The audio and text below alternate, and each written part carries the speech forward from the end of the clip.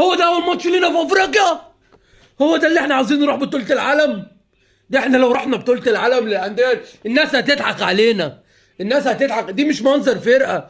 الفريق لازم يترحل، الفريق لازم يمشي غرفة داهية، اللعيبة دي لازم تمشي، ومجلس الإدارة لازم يمشي، استقالة جماعية.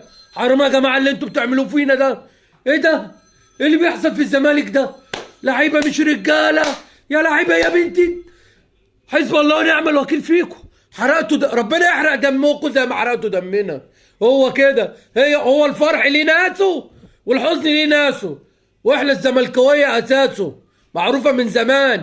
احنا الضغط والسكر مسكنا. الاهلي بيلعب في بطوله العالم للانديه واحنا مقضينا نتغلب من فاركو ومره من المحله، واول ماتش في افريقيا اللي احنا نفسنا ناخدها عشان نروح كاس العالم للادويه. احنا اخرنا نلعب في كاس العالم للادويه يا زمالك. انسى جمهور الزمالك، انسى كلمه كاس العالم للانديه دي. احنا يوم ما نروح كاس العالم للانديه هيبقى يوم القيامه، هيبقى اول ماتش لينا يوم القيامه.